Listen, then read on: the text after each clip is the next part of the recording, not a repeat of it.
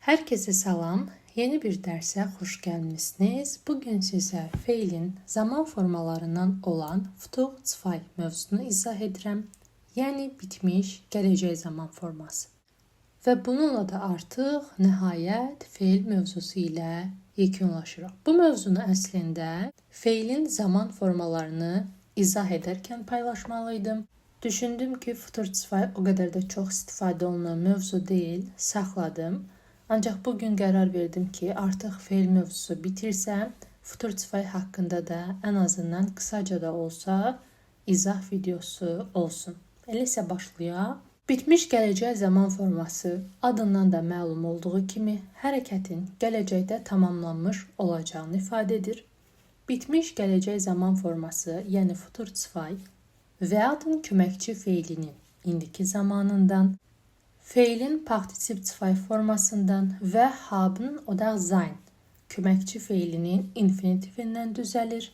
Bitmiş gələcək zamanda haben feili ilə işlənən feillər haben tələb edir. Sein feili ilə işlənən feillər isə sein tələb edir. Gəlin qrammatik qaydanı nümunə üzərindən izah edim. Əlbəttə, sadə nəqli cümlədirsə, werden köməkçi feili ikinci yerdə gələrək şəxsə görə təsriflənir. Partisip 2 plus köməkçi feil isə cümlənin sonunda gələcək. Nümunələrə baxaq. Mən ev tapşırıqlarını etmiş olacağam.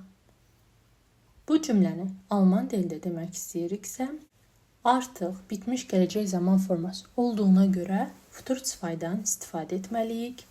Etmək feili machen feili olduğuna görə machen, machte, hat gemacht.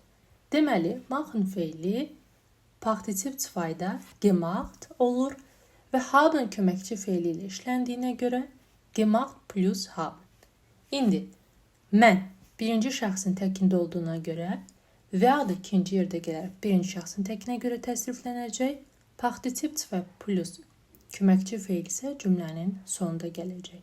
Ich werde die Hausaufgaben gemacht haben. Mən ev tapşırıqlarını etmiş olacağam. İkinci nümunə, sabaha dək sən bu kitabı oxumuş olacaqsan. Kim? Sən. İkinci şəxsin təkindədir. Oxumaq feili lesen. Lesen, las, hat gelesen. Deməli, bu feildə həmçinin haben köməkçi feili ilə işlənən feildir. Partisip 2 forması gelesen. Sabaha dək, bis morgen, wirst du, sən, dieses Buch gelesen haben. Sabaha dək sən bu kitabı oxumuş olacaqsan.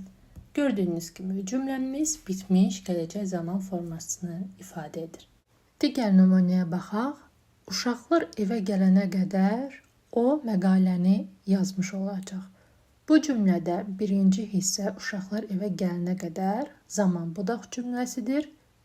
Baş cümləmiz isə futur 2, yəni bitmiş gələcək zamana aid nümunədir. O məqaləni yazmış olacaq. Yazmaq feili schreiben, schrieb, hat geschrieben. Deməli, partisip 2 forması geschrieben və haben köməkçi feili ilə işləndiyinə görə haben feilinin infinitiv forması. Bis die Kinder nach Hause kommen, wird den Artikel geschrieben haben. Birinci hissə budaq cümlədir. Bis die Kinder nach Hause kommen. Uşaqlar evə gələnə qədər. Wird den Artikel geschrieben haben. O məqaləni yazmış olacaq. Baş cümlə, budaq cümlədən sonra gəldiyinə görə feilin təsriflənən hissəsi birinci yerdə gələrək üçüncü şəxsin təkinə görə təsrifləndi.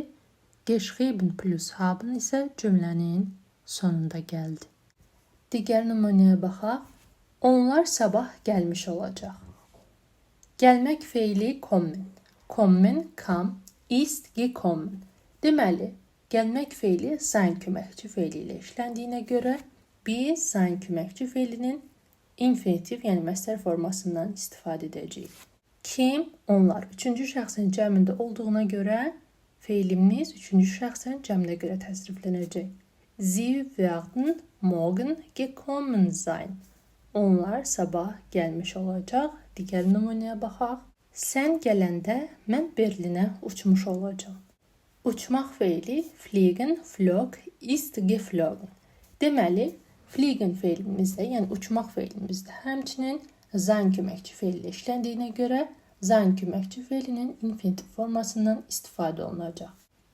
Baş cümləmiz budaq cümlədən sonra gəldiyinə görə feilin təsriflənən hissəsi birinci yerdə gələrək şəxsə görə təsriflənəcək. Partiziv 2 plus sein isə cümlənin sonunda gələcək.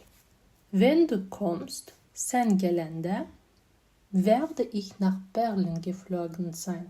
Mən Berlinə uçmuş olacağam. Ümidvaram bu mövzuda hər hansısa bir qaranlıq qalan nüans olmadı. Bugünlük bu qədər. Hər kəsə təşəkkür edirəm. Növbəti videoda görüşənədək hələlik.